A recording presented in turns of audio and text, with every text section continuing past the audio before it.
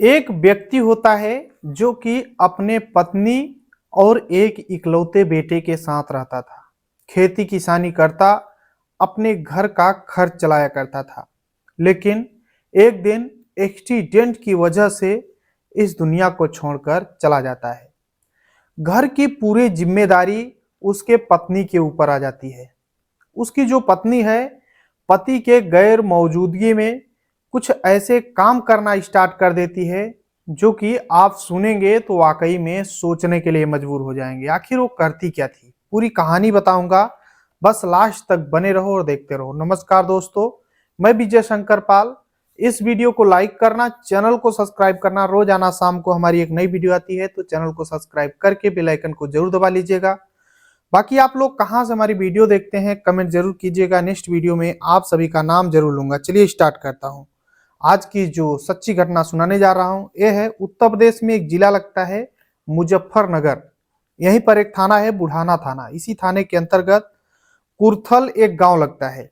यहीं के रहने वाले मामचंद्र, जिनकी उम्र 40 साल है, पत्नी मुनेश देवी जिसकी उम्र 36 साल, एक बेटा है जिसका नाम आशीष है। जो मामचंद्र हैं वो मतलब घर की खेती किसानी किया करते थे। एक ट्रैक्टर था और खेत में बाकायदे बोर था, ट्यूबवेल वगैरह सब कुछ रखे थे। यानी पूर्णतः किसान व्यक्ति थे और खेती किसानी करते थे, उसी से घर का खर्च चलाते थे। लेकिन साल 2020 की बात होती है। जो मामचंद्र हैं वो एक सड़क हादसे की वजह से इस दुनिया को छोड़कर चले जाते हैं। अब जो पत्नी है मुनेश देवी और बेटा, दोनों का रो रो कर बुरा हाल, मानो जैसे पहाड़ सा उठ मतलब टूट पड़ा हो। समय बीतता रहता है। जो मुनेश है, पति का अंतिम संस्कार वगैरह करती है। इधर रिश्तेदार भी आते हैं। शुरुआत में सब लोग ढांढस देते हैं, लेकिन जैसे ही समय बीतता है रिश्तेदार भी दूरियां बनाना शुरू कर देते हैं। जो रिश्तेदार शुरुआत में बहुत खास बनते थे, वो ही अब बहुत दूर हो चुके थे। समय बीतता है। इधर जो मुनेश देवी है, उसके ऊपर घर की पूरी जिम्मेदारी आ चुकी थी। जो बेटा है आशीष, वो पढ़ाई लिखाई कर रहा था। धीरे धीरे उसकी भी उम्र 14-15 साल हो चुकी थी। जो मुनेश है वो दिन भर खेतों में काम किया करती थी। ट्रैक्टर तो था लेकिन जुताई करने वाला कोई नहीं था। जो पड़ोस का एक सत्येंद्र होता है, हमेशा मुनेश उसी को बुलाया करती थी कि मेरे खेत की जुताई कर दो, ट्रैक्टर है या फिर कोई काम होता। जो सत्येंद्र है अपना समझ करके, सब रिश्तेदार तो दूरियां बना लिए थे, लेकिन सत्येंद्र ही है जो कि अपना समझ करके बहुत ज्यादा हेल्प किया करता था। जैसे कोई सामान लाना हो, खाद लाना हो, बीज लाना हो, या फिर घर पे अगर सब्जी न हो तो सत्येंद्र जाकर लाता था। आशीष के लिए कॉपी किताब भी लाया करता था। समय बीतता रहता है। दरअसल जो सत्येंद्र है उसकी पत्नी साल 2019 में सरिता, जो कि इस दुनिया को छोड़कर चली गई थी। सत्येंद्र भी अपने जीवन में अकेला रहता था और इधर मुनेश भी उसके पति नहीं थे। तो एक दिन सत्येंद्र जो है मुनेश से बोलता है कि भाभी, आप भी अकेले रहते हो, मैं भी अकेला, आपका दुख दर्द मैं समझ सकता हूँ, मेरे सिवा शायद कुछ लोग ही समझ सकते हैं, तो मैं चाहता हूं कि हम दोनों क्यों न एक हो जाएं। मुनेश बोलती है कि देखो, हमारा एक बेटा है जिसकी उम्र लगभग 15-16 साल हो चुकी है। अगर वो जानेगा तो क्या सोचेगा? यही ना सोचेगा कि मेरी माँ जो है पति के न रहने पर किसी और को घर में रख ली है या फिर किसी और के साथ जा रही है। तो मुनेश बोलती है कि देखो ये चीज सही नहीं रहेगा।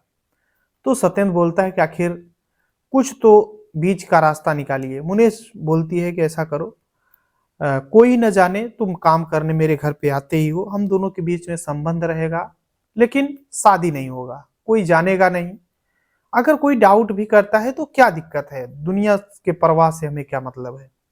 अब सत्येंद्र भी तैयार हो जाता है, पास में ही घर होता है। अब सत्येंद्र और मुनेश देवी दोनों के बीच में संबंध का सिलसिला स्टार्ट हो जाता है। अब इधर टाइम बीतता है। जब भी सत्येंद्र को टाइम मिलता, वो मुनेश के घर पर आ जाता। रात में जो मुनेश है अपने बेटे आशीष, जिसकी उम्र अब महज 15-16 साल हो चुकी थी, मुनेश अपने बेटे को ट्यूबवेल की रखवाली करने के लिए वहां पर भेज देती, बिस्तर वगैरह लगा देती कि वहीं पर रहा करो, रात में ट्यूबवेल देखना पड़ता है। तो जो आशीष है वो अपने माँ की बात मानकर वहीं चला जाया करता, और मुनेश जो है सत्येंद्र को अपने घर पे बुला लेती है, और सत्येंद्र और मुनेश दोनों रात भर साथ में रहते, समय बीतता रहता है, इधर टाइम बीतता है, सब कुछ सही तरीके से चल रहा था। इधर बेटा जो है आशीष वो पढ़ाई लिखाई कर रहा था, मुनेश देवी भी अपनी मतलब घर घर में थी और घर की गृहस्थी संभाल रही थी, साथ ही अपनी शारीरिक इच्छाएं सत्येंद्र से पूरा कर रही थी। समय बीतता रहता है। इधर 7 अगस्त 2022 की बात होती है।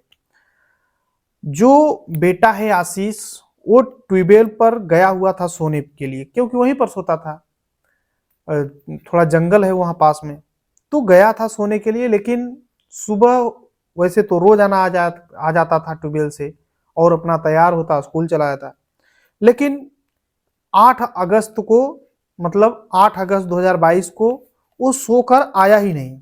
काफी टाइम बीता, मुनेश जो है ट्यूबवेल के पास जाती है कि बेटे को बुला लाऊं, आखिर क्यों नहीं आया, अभी तक स्कूल नहीं जाना है क्या। मुनेश जाती है खेत पर, देखती है कि वहां पर बेटा आशीष है ही नहीं। अब मुनेश जो है पहले सत्येंद्र के पास फोन करती है कि देखो मेरा बेटा दिख नहीं रहा है। अब सत्येंद्र भी खोजने लगता है, इधर आसपास के लोगों को भी मुनेश पूछती है कि बेटा आशीष दिखा क्या, सब लोग बोलते हैं कि हमें नहीं पता। अब पूरा दिन जो है मुनेश देवी परेशान रहती है, क्योंकि अब वही बेटा ही तो सहारा था। अलग अलग जगहों पे रिश्तेदारी जहां भी बन पड़ता था, मुनेश अपने बेटे को खोज रही थी। सुबह से लगभग शाम होने चले थे।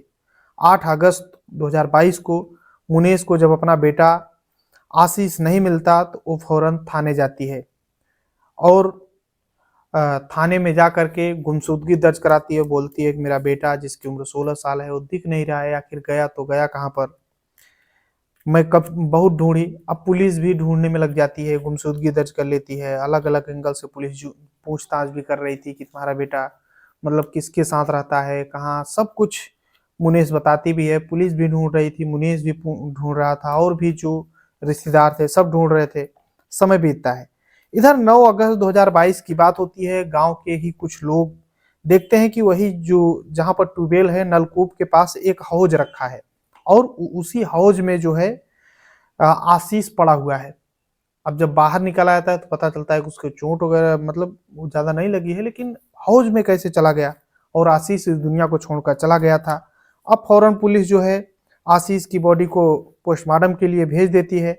इधर मुनेश देवी जो है उसका रो रो करके बुरा हाल, क्योंकि अभी पति गया था 2 साल पहले, और अब बेटा भी, तो उसके ऊपर तो मानो उसी अब बेटे आशीष के सहारे ही जिंदा थी, लेकिन अब वो भी इस दुनिया को छोड़कर चला गया। तो मुनेश सोचती है कि अब करूं तो करूं क्या, बहुत रो रही थी। इधर पुलिस जांच पड़ताल कर रही थी। अब पुलिस के सामने एक चैलेंज भी था कि आखिर जो आशीष है उसे उस मतलब हौज में, जो नलकूप के हौज है उसमें डाला किसने, आशीष वहां पर गया कैसे उसके अंदर, कोई तो डाला है, यानी किसी से दुश्मनी थी। अब पुलिस अलग अलग एंगल से जांच कर रही थी, लेकिन कोई कुछ भी क्लू सामने नहीं आ रहा था। पुलिस काफी धीरे धीरे टाइम बीतता है, 2-3 दिन बीत जाते हैं अलग अलग एंगल से। इधर जो मुनेश है उसको रिश्तेदार ढांढस दे रहे थे, लेकिन वो तो कभी रोती कभी बेहोश हो जाती, जैसे ही होश आता फिर रोते रोते बेहोश हो जाती। अब इधर पुलिस जो है आप सोचती है कि आखिर सब एंगल से जांच कर लिए, एक बार मुनेश का ही कॉल डिटेल चेक करते हैं। अब पुलिस जब कॉल डिटेल चेक करती है तो पता चलता है कि मुनेश जो है रात में सत्येंद्र से बात की है, मतलब 7 अगस्त 2022 को। अब पुलिस सोचती है कि ये सत्येंद्र से क्यों बात कर रही थी। अब गांव के भी कुछ लोग बताते हैं कि मुनेश देवी जो है, सत्येंद्र जो है मुनेश के घर पर आता जाता है। अब पुलिस को डाउट लगता है कि आखिर रात में क्यों बात कर रही थी, और ये घटना है 7 अगस्त रात की ही 2022। अब पुलिस जो है मुनेश और सत्येंद्र दोनों को थाने में ले जाती है, अलग अलग एंगल से पूछताछ करती है, ये लोग कुछ नहीं बताते हैं। अब अलग अलग जगहों पे जब बैठा कर पूछा जाता है और मुनेश से बोला जाता है कि तू सच सच बता, सत्येंद्र ने बता दिया है, तू भी बता दे, नहीं तो फिर जेल जाएगी। तब मुनेश देवी जो है टूटती है और एक कहानी सुनाती है।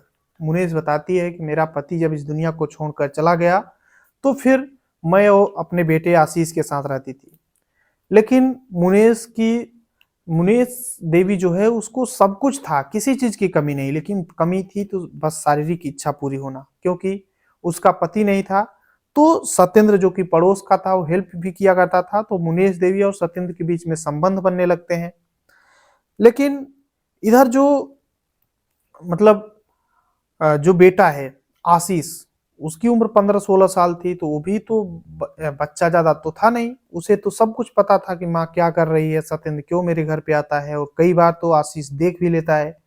अपने माँ मुनेश देवी को बोलता है कि माँ, अब तुम्हारी उम्र तो लगभग 40 साल हो गई है, तुम ये सब मत करो, ये सब अच्छा नहीं है, वो पड़ोस का है, स्वार्थ के लिए आ रहा है, तो तुम उसके रिलेशन मत आओ।